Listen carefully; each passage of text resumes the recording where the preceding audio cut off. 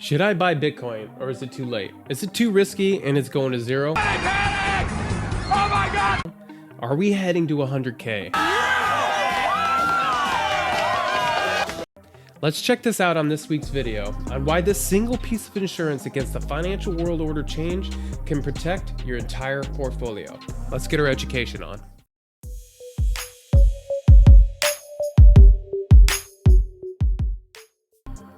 Hey, what's up guys? It's your financial YouTuber back again with another video. Today we're going to talk about Bitcoin and its potential to disrupt the financial system and why you should have a piece of this insurance on hand.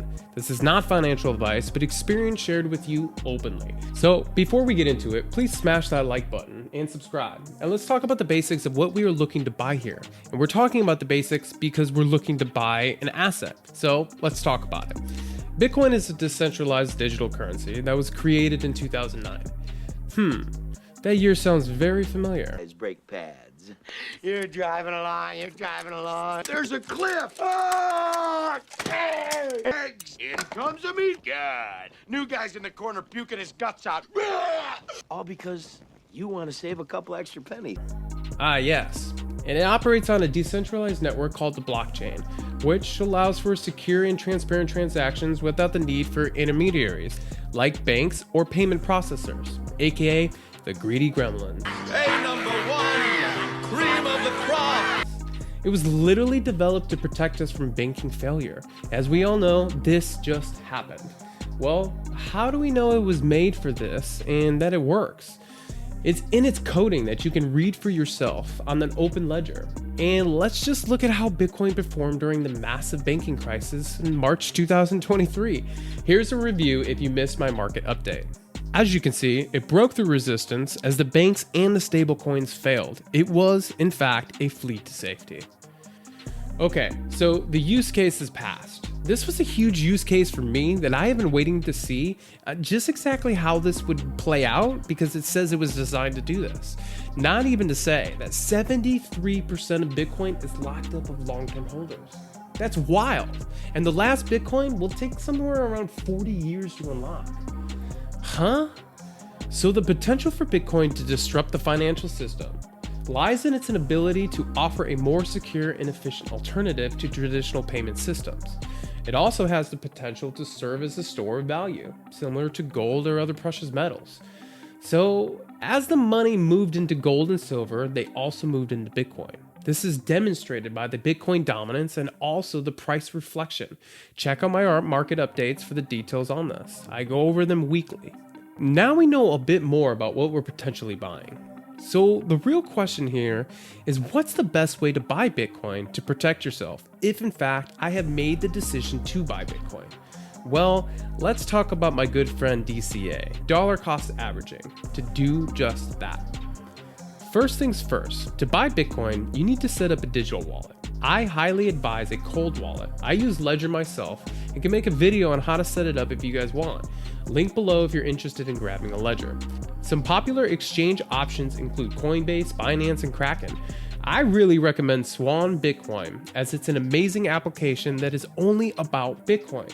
There you can buy Bitcoin daily, what I do, or weekly or whenever you wish, depending on your schedule that you choose.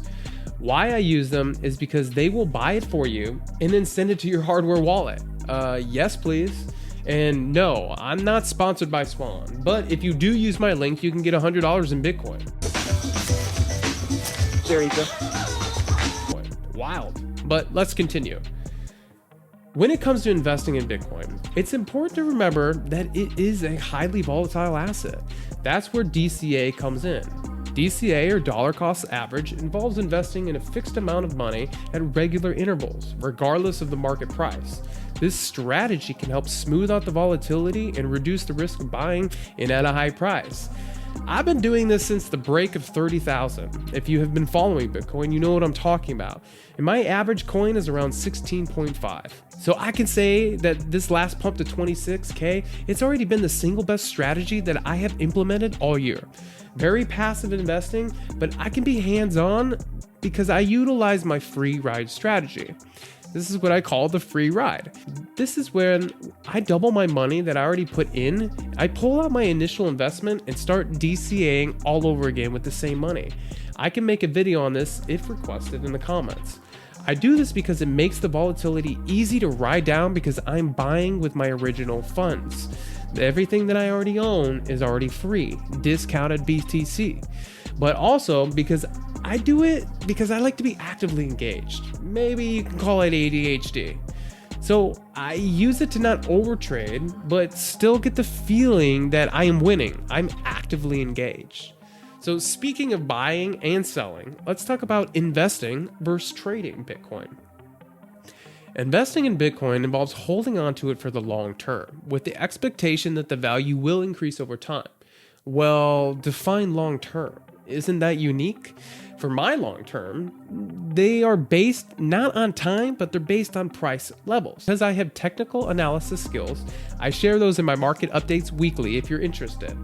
However long it takes to get to my levels is the expiration date of the time for me. I sell in percentages. This helps you by not buying 20,000, riding it to 60,000, and going all the way back down 4 years later. That's not fun. This strategy requires patience and long-term perspective. Follow here at MetaFi. This is our main thing that we cover. It really is essential, and it really is the difference of a wealth mindset versus a lack mindset. So now that we covered investing in Bitcoin, let's talk about trading Bitcoin. On the other hand, it involves buying and selling Bitcoin with the goal of making profit in the shorter term.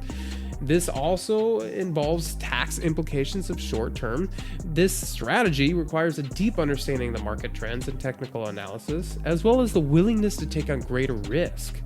This is what we do here as well. I make small day trades as well as weekly or monthly swing trades. It all depends on the market trend. If you're interested in more trading videos, check out my market updates where we go over just this in strategy, and different strategy videos are coming as well. So which strategy is right for you? Well, that depends on your individual goals and risk tolerance. If you're looking for a long-term investment with the potential for growth, then investing in Bitcoin with the DCA in mind may be the right choice for you. If you're more interested in short-term gains and willing to take on greater risks and the education of time, then trading Bitcoin may be more your style. I like to incorporate both because I have the time, attention, skill, and motivation to do so. Okay, so how much Bitcoin should I even buy if I am interested at this point? Or how much is too much? I'll stay. I also like to live dangerously. As you wish, sir. This topic is awesome, and I'm going to cover this in another video, as I really want to get into this with you guys because it took me years to learn portfolio management. So subscribe and stay tuned. And there you have it, guys. A quick overview of Bitcoin, why it should be in your portfolio, and its potential to disrupt the financial system that's happening currently, as well as some tips for buying it and deciding whether to invest or trade. Thanks for watching, and don't forget to like and subscribe for more financial tips and tricks. See you next week.